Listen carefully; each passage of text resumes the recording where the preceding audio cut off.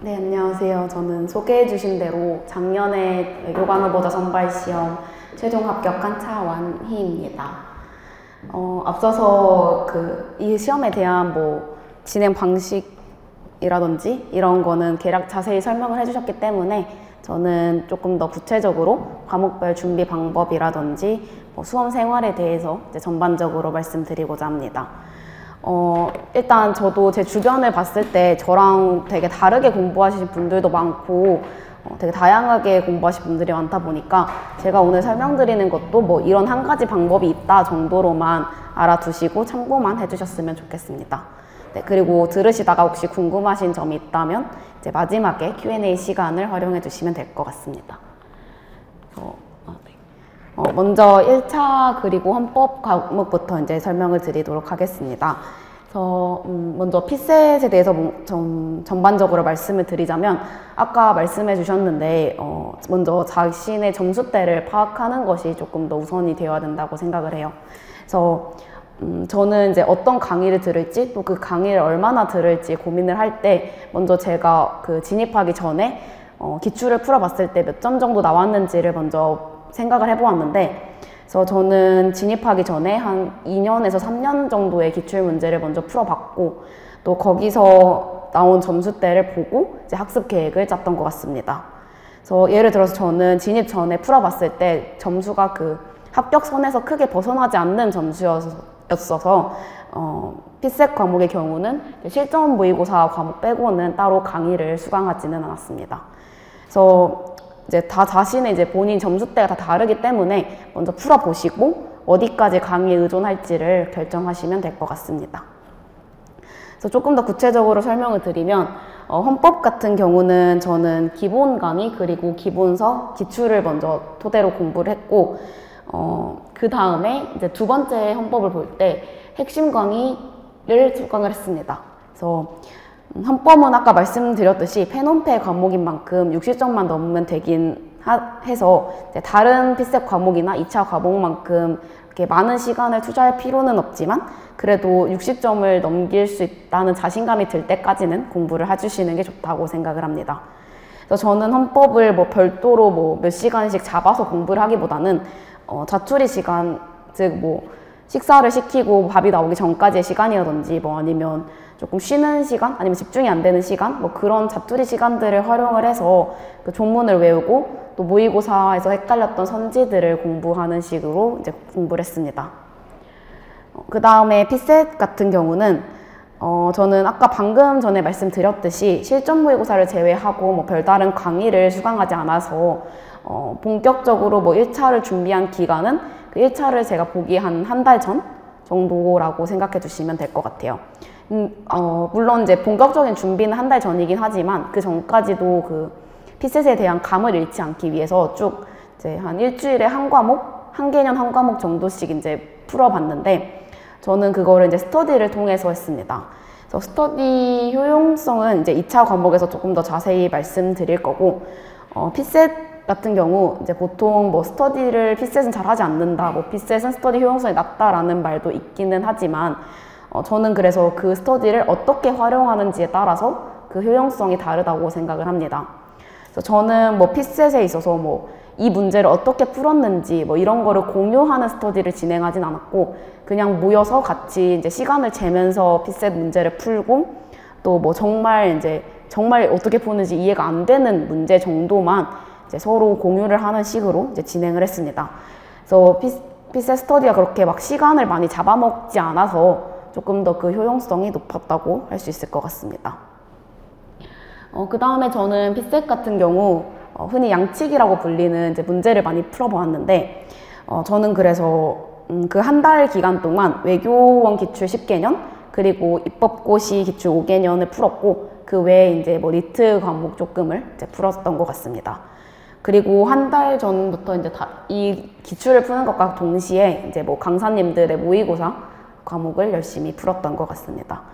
그래서 저는 양치기가 개인적으로 제 공부 방식으로 맞았던 것 같은데 이제 제 주위에 양치기보다는 이제 한 문제 한 문제 꼼꼼하게 리뷰하는 방법이 조금 더 점수를 올리는데 도움이 되었던 분들도 물론 계세요. 그래서 이거는 이제 여러 가지 방법을 뭐 양치기도 해보고 꼼꼼하게 리뷰도 해보고 하면서 어떤 방식이 자기가 점수를 올리는데 더 도움이 될지를 생각해 보시는 것을 추천드립니다. 그 다음에 이제 한 과목씩 조금 더 구체적으로 말씀을 드리면 언어논리 경우에는 저는 아까 말씀드렸듯이 점수대가 그렇게 나쁘지 않아서 그렇게 다른 두 과목에 비해서는 큰 투자를 하진 않았습니다.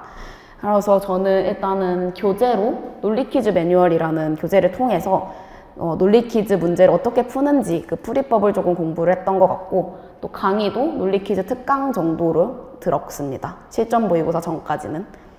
네, 그래서 언어논리 이제 문제 중에서 독해 문제는 그냥 풀 수 있는데 논리 퀴즈 같은 경우는 풀이법을 모르면 조금 풀기가 난해한 문제들이 있어요. 그래서 언어논리 과목을 다 전체적인 강의를 수강하기 어렵다, 부담이 된다 이러면 그 논리 퀴즈 강의 정도로 수강하시는 것을 추천드립니다.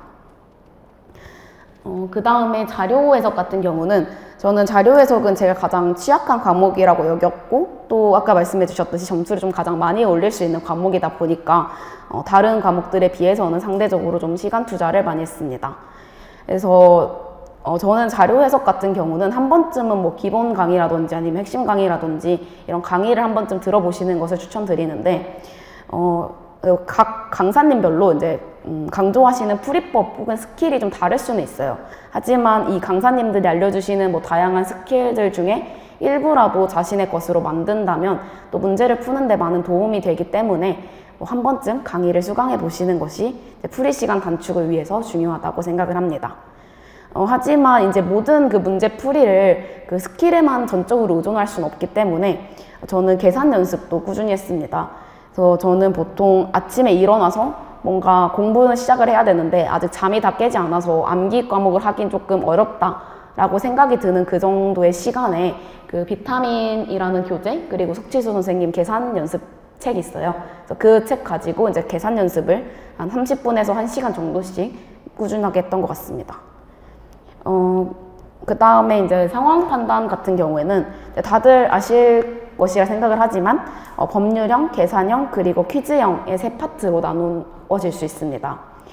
그래서 저는 상황 판단에서 고득점을 하고 싶으시다면 그 법률형과 계산형은 최소한 다 맞아야 된다고 이제 생각을 합니다. 그 퀴즈형에 비해서 이제 쉬운 것도 사실이고, 거기서 틀려버리면 이제 퀴즈형에서 조금 더 고난이도의 문제를 맞춰야 되기 때문에 그 두 가지는 이제 다 맞아야 된다고 생각을 해요. 그래서 저는 상황 판단 문제를 풀 때 보통 첫 장부터 끝장까지를 보통 3번 정도 왕복을 했습니다. 그래서 첫 번째 턴에서는 일단 가장 쉽다고 여겨지는 법률형 문제를 다 풀었고, 그 다음에 두 번째 턴에서는 계산형, 그리고 조금 문제를 풀 때 제가 자신 있게 풀 수 있었던 그런 좀 쉬운 퀴즈형 문제들을 두 번째 턴에 풀었습니다. 그 다음에 이제 마지막 턴에 이제 빼놓았던 퀴즈형 문제들을 조금씩 풀어 나갔고, 정말 모르겠는 건 좀 빼놓고 이런 식으로 풀었던 것 같습니다. 그래서 상황 판단 같은 경우 이제 중간중간 좀 퀴즈형이 나오고, 또 꼭 어려운 퀴즈형이 좀 마지막에 몰려있지 않기 때문에 중간에 풀다가 조금 어려운 퀴즈형 문제 하나에 걸리면 조금 많은 시간이 허비될 수 있기 때문에 연습하면서 자기가 어떤 순서로 풀어 나갈지를 미리 정립해 두시는 것이 중요하다고 생각합니다.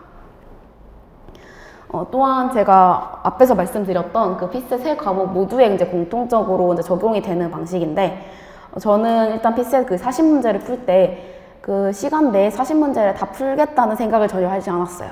그래서 모든 문제를 풀기보다는 이제 한 10문제를 버리더라도 그 나머지 30문제를 다 맞겠다라는 마음으로 푸는 것이 더 좋다고 생각을 합니다. 그래서 정말 자신 있는 과목이나 혹은 문제가 그 해 너무 쉽게 느껴진다, 이렇지 않은 이상 모든 문제를 푸는 것에 강박을 가져서 이제 빠르게 풀다가 실수를 계속하는 것보다는 최대한 정확히 푸는 것이 더 좋다고 생각을 합니다. 그래서 저는 이제 연습 과정에서 저는 양치기를 했다고 말씀을 드렸는데, 그 많은 문제를 풀어보면서 제가 어디가 취약하고 어디가 조금 강점이 있는지를 정확히 파악을 해놓았던 것 같습니다. 그래서 예를 들어서 저는 제가 가장 취약하다고 여겼던 과목인 자료 해석 같은 경우는 그래프 작성하기 혹은 상황 판단에서는 시차 문제 같은 거를 가장 어려워했어요. 그래서 저는 그 문제를 풀 때 가장 시간도 오래 걸리고 또 풀더라도 오답률이 높아가지고 이런 문제는 실전에서 풀지 않고 넘기고 혹은 넘겼다가 이제 마지막에 이제 푸는 방식으로 이제 진행을 했던 것 같습니다. 그래서 연습을 할 때 단순히 그냥 문제를 풀고 넘기기만 하기보다는 그 안에서 자기가 가장 취약한 부분이 뭐고 또 실전에 절대 풀지 않아야 할 문제가 뭔지를 알아가는 데에 집중을 하셨으면 좋겠습니다.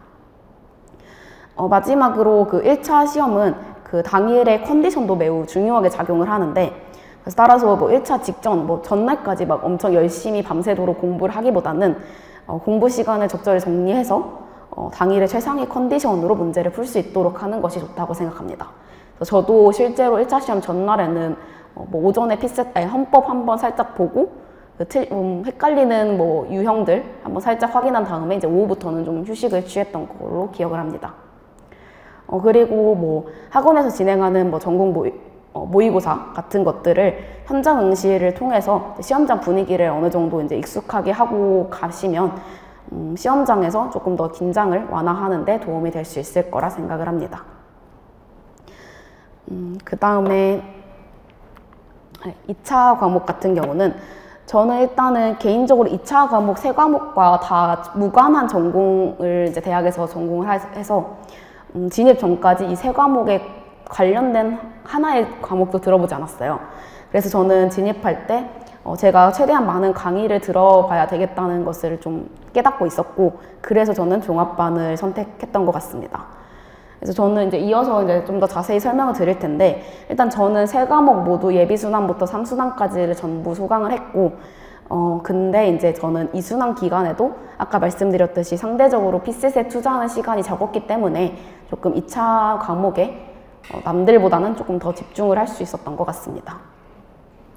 그래서 먼저 처음으로 경제학을 말씀드리면, 경제학 같은 경우는 저는 다른 2과목 혹은 통합론술까지 다른 3과목에 비하면 강의랑 문제풀이로 얻을 수 있는 효용이 가장 큰 과목이라고 생각을 합니다. 물론 경제학에서도 흔히 필독서로 여겨지는 교과서들이 있고 그 교과서가 중요한 것도 사실이긴 한데, 저는 일단 경제학 같은 경우는 수업을 따라가고 또 수업에서 배운 내용을 정리하고 복습 문제를 푸는 데만 해도 일단 너무 많은 시간이 소요되었기 때문에 현실적으로 교과서를 그렇게 열심히 읽을 시간이 많지 않았어요. 그래서 저는 만약에 지금 당장 진입할 게 아니라면 그 사이에 이제 조금 쉬운 교과서 위주로 천천히 읽어보시는 것도 좋을 것 같습니다. 그리고 경제학은 일단 기본적으로는 수업을 따라가시면서 그 선생님께서 해주시는 거에 맞춰서 이제 개념을 정확하게 이해하고, 그 다음에 그 이해한 개념을 이제 복습 문제를 풀면서 정리를 하시는 것이 중요하다고 생각을 합니다. 저는 일단 경제학 같은 경우는 최대한 많은 문제를 풀려고 노력을 했습니다. 그래서 저는 일단 황종윤 선생님 강의를 계속 수강을 했기에 그 선생님 교재인 연습책이라는 책을 이제 활용을 했는데, 이제 예비순환 때까지는 일단 문제를 많이 푸는 것보다는 이론이 어떻게 되고 이건 어떤 개념이고 이런 거를 조금 더 열심히 했다면 1순환부터는 본격적으로 문제풀이 개수를 늘렸던 것 같습니다. 그래서 국제정치학이라던가 국제법 등 다른 과목 강의를 들으면서도 경제학 같은 경우는 최소한 하루에 2개에서 3개 정도의 문제 정도는 이제 풀려고 노력을 했던 것 같습니다. 그래서 물론 이제 모든 그 문제들을 매일매일 답안 형식으로 작성해 본다면 좋을 수는 있겠지만 현실적으로 그 정도의 시간이 존재하지도 않고, 또 경제학은 이제 다른 2 과목에 비해서는 어느 정도 이제 정립된 답안 작성 방식이 있다 보니까 그 모든 문제를 답안으로 작성하기보다는 그 시간에 한 문제라도 더 풀어보는 것이 좋다고 저는 생각을 합니다. 그래서 정리를 하자면 일단 저는 예비부터 1순환까지는 매우 많은 문제보다는 좀 이론 정리의 기본을 뒀고, 1순환 마무리 즈음부터는 문제풀이 개수를 조금 많이 늘렸고, 전 3순환부터는 거의 하루에 한 20개 정도씩은 풀었던 것 같습니다. 그 다음에 단권화 같은 경우는 저는 일단 다른 과목들에 비해서는 단권화를 그렇게 열심히 한 편은 아니에요. 그래서 특히 이제 미시 같은 경우는 아무래도 계산 위주다 보니까 단권화를 거의 하지 않았고, 이제 조금 단권화를 했다고 치면 거시와 국제경제학 정도 단권화를 했는데, 국제경제학 경우에는 일단 모형이 매우 많이 나오고 또 모형마다 정해진 과정 그리고 그 과정에 따른 결론이 천차만별이기 때문에 그 하나가 헷갈리면, 예를 들어서 뭐 가정 하나를 빼먹었다라고 치면 아예 결론이 달라지는 경우가 있어요. 그래서 저는 국제경제학 같은 경우는 그 모형별로 조금 정리를 해두었던 것 같습니다. 하지만 이제 미거시 같은 경우는 이제 국경과는 다르게 이렇게 단거나 혹은 서브노트를 만들지는 않았고, 아까 말씀드렸던 연습책이라는 교재에다가 문제를 풀면서 뭔가 헷갈렸던 문제, 그리고 그 시험 직전에 한번 다시 확인해 봐야 될 것 같은 문제들을 이제 따로 체크를 해두고, 또 그 서술형 문제가 분명히 나오기 때문에 조금 어려웠던 서술형 문제 같은 것도 체크를 해 두었습니다. 그래서 이거를 이제 단권화라고 하기에는 조금 애매하긴 하지만, 저는 이거를 연습책을 그 시험 전날에 다시 한번 훑어보면서 정리를 했던 것 같습니다. 그래서 만약에 이제 뭐 미시, 거시, 국제경제학 세 개 다 이제 단권화를 만든다면 물론 도움이 될 수는 있어요. 하지만 이제 현실적으로 그 세 과목 그리고 필세까지 다 같이 하다 보면 이거를 그렇게 열심히 만들 시간이 이제 부족하다 보니까 시간적으로 여유가 없다고 생각하시면 나머지는 조금 덜 하더라도 뭐 국제경제학을 단권화로 만들어 두시는 것은 좋다고 생각을 하고, 또 이제 나머지 문제들도 시험 전날에 볼 자료 정도는 만들어 놓는 것이 좋다고 생각을 합니다. 그 다음에 이제 국제정치학 같은 경우는 국제정치학은 제가 방금 말씀드렸던 경제학과는 다르게 뭔가 강의와 그리고 문제풀이에만 의존할 수는 없다고 생각을 합니다. 저는 이거는 직접 여러 교과서들 혹은 뭐 여러 논문 같은 것들을 꼼꼼하게 읽고 그거를 자기가 답안에 어떻게 자신의 말로 표현을 할지를 이제 고민해 보시는 것이 가장 중요하다고 생각이 듭니다. 뭐 하지만 그렇다고 해서 이제 강의의 효용이 아예 없다는 것은 아닌데, 국제정치학이라는 과목이 아무래도 그 정해진 범위가 없다고 할 수 있어요, 현실적으로. 그래서 매우 많은 이론들, 그리고 외교사, 그리고 거기서 넘어서 현재 최근의 이슈까지 다 이제 다뤄야 되는 과목이다 보니까 처음 진입을 하다 보면 저는 어디서부터 어디까지를 공부해야 될지, 그리고 또 어디서부터 시작을 해야 될지가 되게 막막했던 과목이기도 합니다. 그래서 저는 이때 어디서부터 공부할지를 선택을 할 때 조금 강의의 도움을 받았던 것 같습니다. 그래서 교수님들이 뭐 설명하시는 부분들을 위주로 일단 먼저 공부를 하고, 이제 거기서 넘어가서 자기가 이제 단권화를 만들 때 혹은 다른 단행본들을 읽을 때 부족한 점들을 좀 채워 넣었던 것 같습니다. 하지만 이 시험이 되게 많은 과목들을 한 번에 병행해야 되는 시험이다 보니까 뭐 강의를 전반적으로 수강할 시간이 부족하다고 느껴지면 저는 일단은 강의를 무리하면서 다 따라가기보다는 교과서를 읽고 자기네 말로 표현하는 것에 조금 더 집중을 하셨으면 좋겠습니다. 한편 일단 국제정치학을 공부할 때 가장 중요한 것은 저는 단권화와 그리고 답안 작성 연습이라고 생각을 합니다. 저 역시 이제 가장 많은 답안지를 써보았던 과목이 이제 국제정치학인데, 국제정치학 같은 과목은 다른 뭐 국제법이나 경제학과는 다르게 흔히 모범 답안이라고 하는 그런 답안이 정해져 있지가 않아요. 그래서 문제 푸는 사람마다 이 문제가 어떤 이론을 써야 되는지 또 다 다르게 생각하고, 또 어떻게 답안을 이렇게 정리해 나갈지도 다 다르게 보이다 보니까 저는 국제정치학은 많은 첨삭을 받고 또 다양한 답안지를 보는 것이 도움이 되게 많이 된다고 생각을 합니다. 저는 각 순환 강의에서 이제 진행되는 모의고사를 좀 최대한 활용하려고 했습니다. 뭐 학원 모의고사 같은 경우는 실제 시험과는 다르게 이제 보통 지난 수업에서 배운 내용을 다음날 복습하는 식으로 모의고사가 진행되다 보니까 일단 뭐를 써야 될지 아예 모르는 경우는 거의 없어요. 일단 뭐 저번 시간에 배운 걸 쓰겠구나 정도는 아니까. 그래서 저는 그거에 대한 부담이 조금 덜해서 일단 모의고사에서 최대한 내가 아는 내용을 어떻게 좀 채점자 친화적으로 정리해 나갈지를 이제 고민하는 데 좀 활용을 했던 것 같습니다. 그래서 최대한 이제 채점자 친화적으로 쓰려고 노력을 했고, 그래서 묵차 구성을 어떻게 할지를 이제 학원 모의고사를 통해 이제 고민해보는 시간을 가졌다고 할 수 있습니다. 그리고 저는 국제정치학 답안 작성 연습을 할 때 스터디를 효율적으로 활용을 했는데, 이제 계속 다양한 문제들을 이제 풀다 보면 빈번하게 나오는 이론들이나 뭐 개념들이 있어요. 그래서 그런 거를 쓸 때 자기가 어떤 문장을 좀 자주 사용하는지, 또 내가 어떤 이론을 자주 사용하는지를 알아갈 수 있고, 이러한 포인트들을 미리 이제 알아두고 좀 인지하고 있다면 이제 시험 때 좀 바로바로 써먹을 수 있다고 생각을 합니다.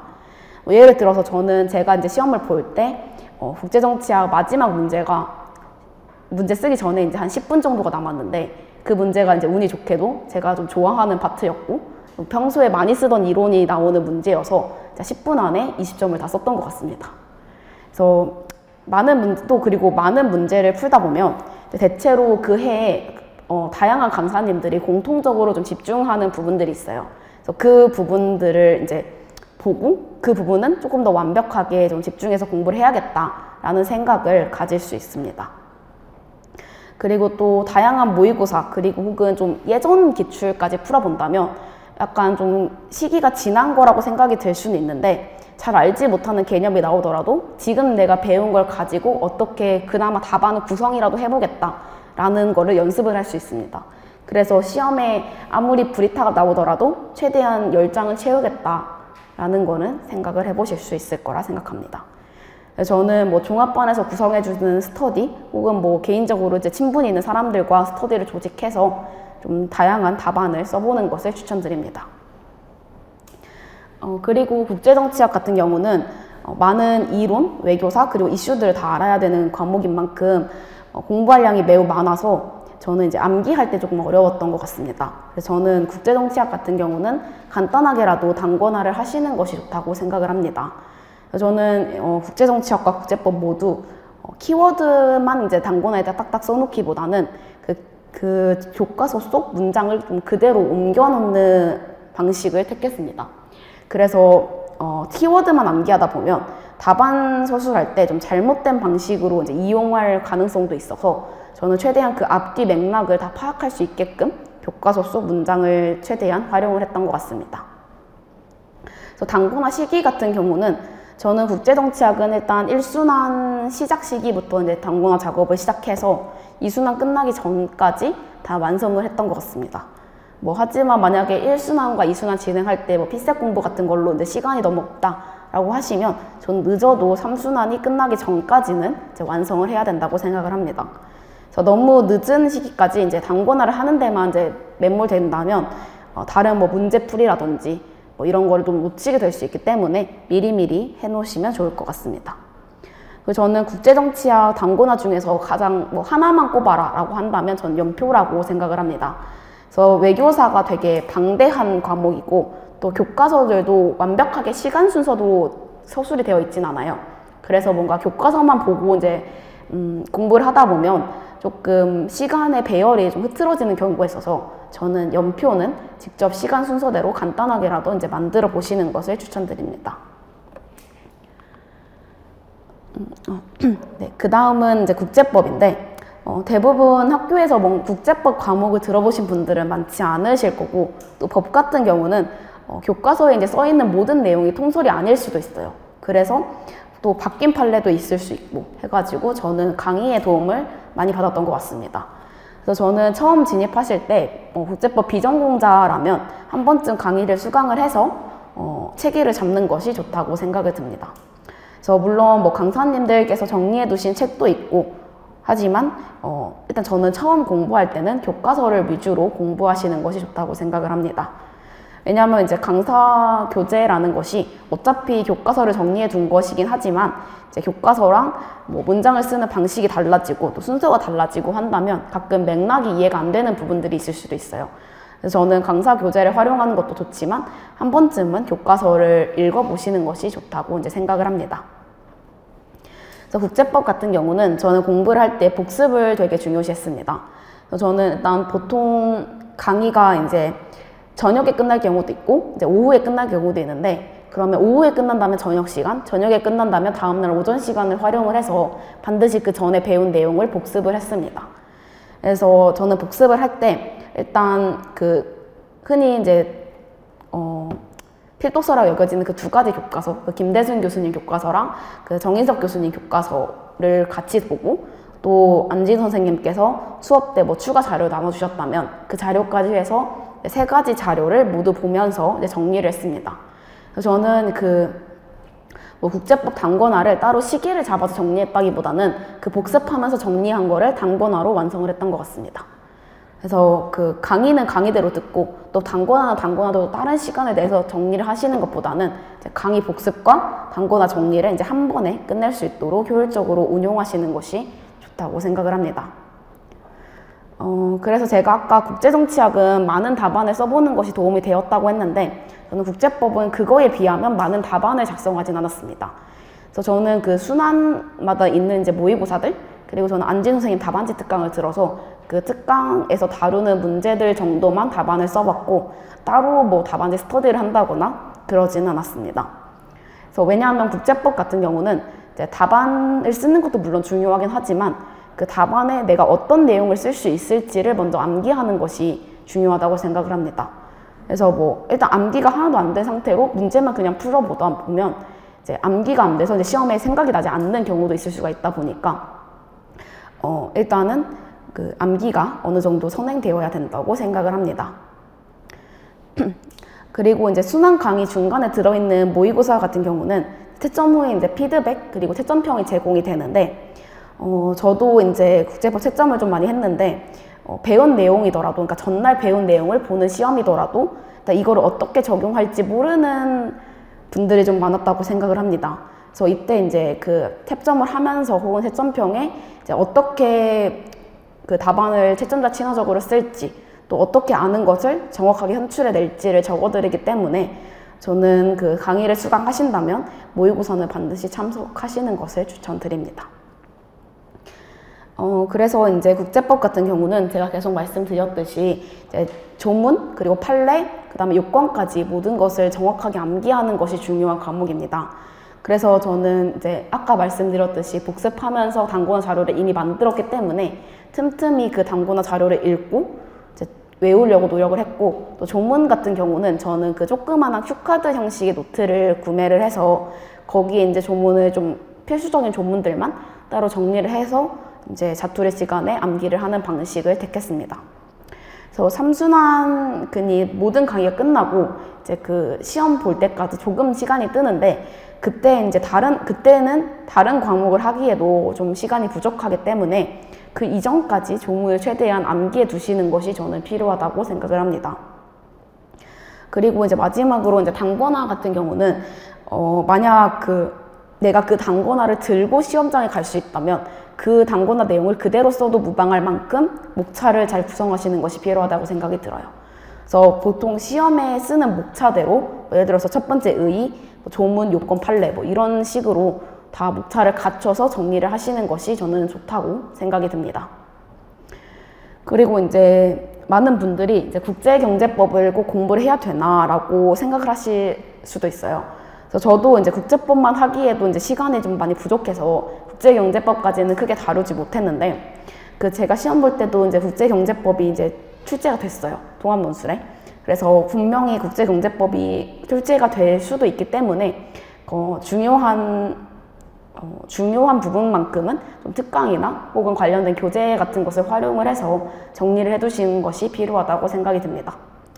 저도 이제 특강 같은 것을 활용해서 가트, SPS, TBT 정도 이렇게 주요한 부분들은 미리 정리를 해두고 시험 전날에 간단하게 보면서 이렇게 외웠던 것이 좀 통합논술 작성을 할 때 도움이 되었던 것 같습니다. 마지막으로 통합논술 같은 경우는 따로 이제 학원에서 진행되는 강의도 없고 또 특별하게 준비할 수 있는 방법이 없는 것도 사실이에요, 사실. 그래서 저도 이제 따로 통합논술을 시간 내서 공부한다기보다는 다른 논문 과목 3과목을 공부를 할 때 이 부분 같은 경우는 논문에서는 안 나와도 통합논술에 출제될 수 있겠다 하는 부분들이 분명 있을 거거든요, 공부하시다 보면. 그래서 그 부분들은 이제 미리 체크를 해두고 통합논술 시험 전날에 한번 그 부분들만 찾아서 읽어보고 들어가는 식으로 공부를 했습니다. 그래서 예를 들어서 저는 국제경제법 같은 경우도 논문에서 출제될 가능성은 많지 않아도 통합논술에서는 1000번쯤 출제될 수도 있다고 생각을 했기 때문에 통합논술 전날에 국제경제법 정리한 것만큼은 좀 읽어보았던 것 같습니다. 그리고 통합논술은 한 번쯤 답안을 미리 작성해 보시는 것이 좋다고 생각을 하는데 이게 통합논술은 다른 논문 과목과는 다르게 제시문이 좀 길어요. 제시문을 읽는 시간을 포함해서 2시간 동안 10페이지를 작성해야 되는 거다 보니까 미리 한 번도 안 써보고 들어가다 보면 그 시간 배분을 잘 못하게 되는 경우가 있습니다.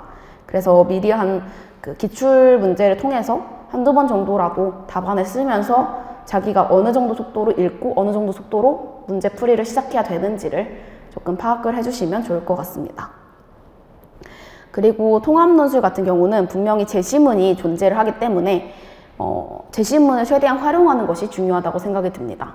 그래서 간혹 뭐 제시문을 아예 활용을 하지 않고 그냥 자기가 그 문제에 대한 가지고 있는 그 배경 지식만을 활용해서 푸시는 분들이 있는데, 그것보다는 저는 주어진 제시문을 최대한 활용해서 뭐 제시문을 인용하다든지, 뭐 예를 들어서 뭐 가에 있는 제시문에 따르면 뭐 이러이러하다, 뭐 이런 식으로 이제 인용을 한다든지 그런 식으로 해서 제시문을 잘 활용하는 것이 중요하다고 생각이 듭니다. 그래서 그 다음에는 지금 이 시기에 뭐 어떤 것을 해야 되는지가 좀 궁금하실 텐데, 저는 조금 나눠볼 수 있을 것 같아요. 그래서 바로 1순환을 들어가실, 그러니까 어느 정도 좀 앞에 예비순환을 커버하실 수 있는 분들 같은 경우는 바로 1순환으로 진입하시면 될 것 같고, 또 아니면 1순환 시작하기 전에 지금 한 일주일에서 2주일 정도 남은 걸로 알고 있는데, 그때 동안 조금 부족한 점, 그리고 피셋 만약에 안 풀어보셨다면 피셋 과목을 풀어보면서 자기가 피셋을 어느 정도 강의까지 들어야 할지를 정하는 것이 중요하다고 생각이 듭니다. 그리고 경제학 시작하기 전에 교과서를 혹시 안 읽어보셨다면 그 교과서를 한번 짧게라도 읽어보시는 것이 좋다고 생각이 듭니다. 아니면 혹시 이제 바로 1순환으로 들어가지 않고 나중에 진입하실 것 같은 분들은 이때 이제 피셋을 최대한 많이 풀어서 그 자신의 점수대가 확실히 어느 정도인지 확인을 하고, 또 그거에 맞춰서 이제 필요한 강의들을 다 수강을 하신 뒤에 시간이 남는다면 경제학 교과서와 외교사 책 정도를 읽고 정리해 두시면 좋을 것 같습니다. 네, 그래서 제가 준비한 부분은 여기까지고, 혹시 그리고 마지막으로 그 외교관 카페라고 그 카페가 있어요. 이 카페가 그 외교관 후보자들이 운영하는 카페인데, 지금 제 동기가 운영하고 있습니다. 그래서 여기에 뭐 질문을 남기시면, 그러니까 뭐 수험생활 관련된 질문 남기시면 지금 합격생들이 답변을 해주실 거고, 또 혹은 이제 지금은 잠정 중단이 되었는데 2차가 끝나서 그 2차 시기에는 이제 2차 과목 답안지를 올리시면, 모의고사라든지 기출을 풀고 그거에 맞는 답안지를 올리시면 합격생들이 첨삭을 해주시는 경우도 있습니다. 그리고 이제 3차 면접 때도 이 안에서 면접 스터디를 또 진행을 하기 때문에 많은 도움을 받으실 수 있을 거라 생각이 듭니다. 그래서 혹시라도 뭐 추가적으로 궁금하신 게 있다면 이 카페를 조금 활용해 보시는 것도 좋을 것 같습니다. 네, 여기까지고 혹시 질문이 있다면 질문을 받아보도록 하겠습니다. 네. 혹시 외교관 시험은 휴학을 하고 준비하셨는지 아니면 졸업 후에 진급을 하셨는지? 저는 일단은 2학년까지 하고 그때 이제 휴학을 하고 1년 반 정도 준비를 했던 것 같습니다.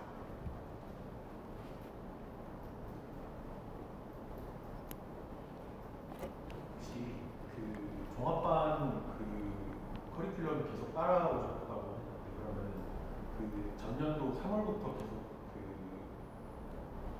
공부를 시작하신 건가요?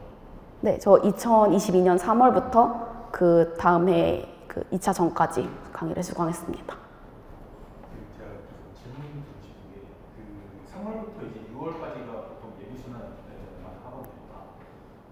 저는 제 개인적으로는 그 경제학 쪽만 예비순환이 되고, 지금 국제법이랑 국제정치학 쪽을 예비순환을 듣지 못한 상태라서 지금 고민이 좀 있는데, 그 국제정치학은 조금 제가 찾아봤을 때 예비순환까지 듣지 않아도 교과서 같은 거를 읽으면서 좀 따라가는 것이 큰 무리는 아니라고 하는 그게 좀 있었는데, 국제법은 생각하시기에 예비순환을 듣는 효용이 어느 정도나 되는지, 그래서 지금 시작한다면 그래도 예비순환을 듣고 1순환에 진입하는 게 더 도움이 될지, 그런 혹시 말씀을 주실 수 있을까요?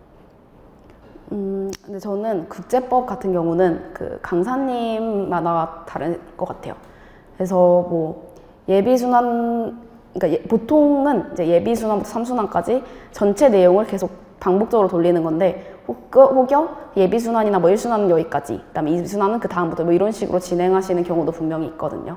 그래서 그거에 따라 다를 수도 있고, 또 저는 뭐 국제법 같은 경우는 그렇지 않다면 뭐 그렇게 법 과목을 작성하시는데 큰 어려움을 느끼지 않으신다고 한다면 일단 1순환 진행 전까지 교과서 2권을 읽을 수 있다는 가정하에 뭐 예비순환을 듣지 않아도 1순환 따라가는데 그렇게 큰 무리는 없을 것 같다고 생각을 합니다. 하지만 이제 교과서는 한 번쯤 읽어보시고 1순환을 들어가시는 게 그 도움은 될 것 같습니다. 교과서라고 하면 그 교수님의 그 강사분의 교재인가요? 아니면 그냥 일반 대학 교재? 제가 말한 교과서는 그 정인섭 교수님하고 김대순 교수님, 그 일반적인 대학 교수님들입니다.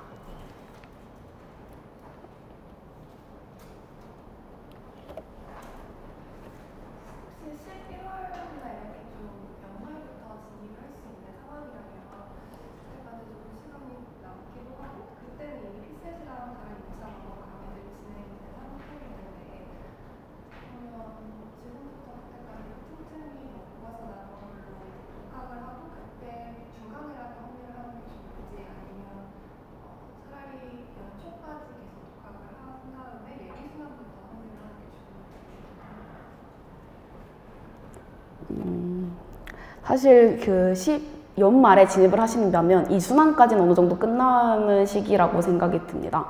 그래서 그 사이에 3순환, 그러니까 저는 개인적으로 3순환하고 2순환의 갭이 그렇게 작진 않다고 생각이 들어요. 특히 뭐 경제학 같은 경우도 갑자기 어려워지는 시기가 분명히 있다고 이제 생각이 들어서, 만약에 3순환을 진입하셔도 따라갈 수 있을 실력까지 갖췄다고 생각이 드신다면 진입을 하셔도 될 것 같은데, 그렇지 않다면 저는 그때 3순환을 바로 진입하기에는 조금 무리가 있을 수도 있겠다라고 생각이 듭니다.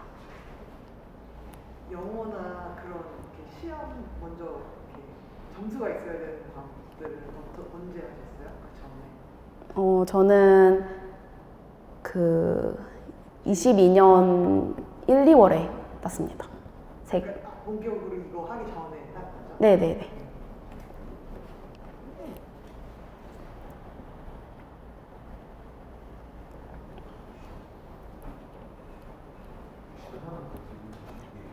이순환 기간이 보통 피셋 본격적으로 진입하기 전에 듣는 수업이라고 알고 있는데, 그가 12월 정도까지 진행되는 이순환이니까 그 시기에 공부하실 때 좀 피셋이 걱정되는 사람들은 피셋 종을 그때부터 좀 늘리는 경우도 있잖아요. 그래서 합격자님께서는 그때 피셋 공부랑 그 2차 과목 공부 비중을 어떻게 조절을 하시는지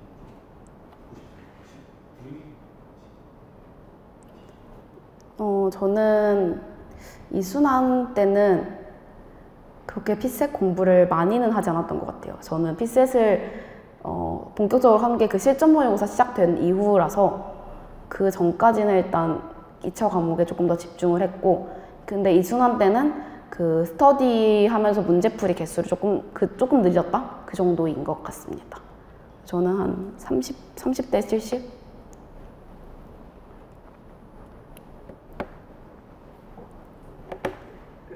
전국 모의고사라는 게 이렇게 다 똑같이 약간 실전처럼 어디 가가지고 이렇게 하는 거죠? 네. 그게 언제쯤 피셋?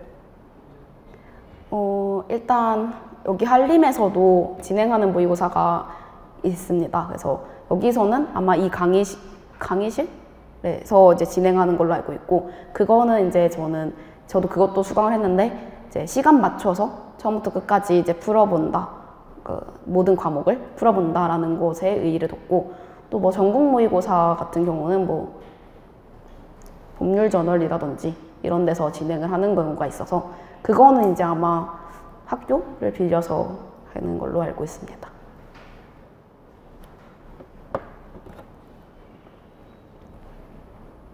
편하게 질문해주세요. 그게 한 1, 2월에 한다는 거죠? 그러고서 그 이후에 진입하셨다는 거죠? 네. 저는 그 정도로 했습니다.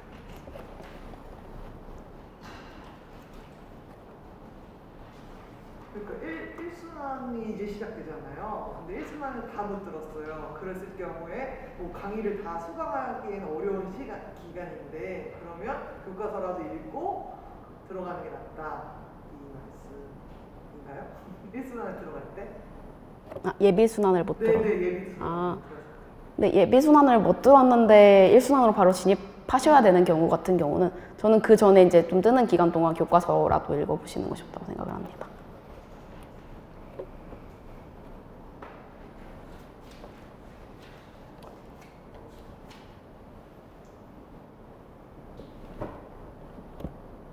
질문 한 번만 더 받겠습니다.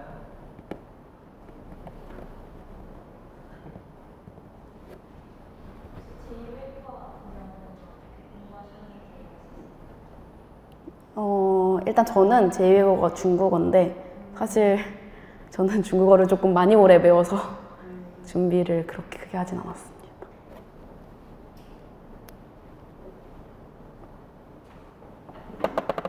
더 질문 없으실까요?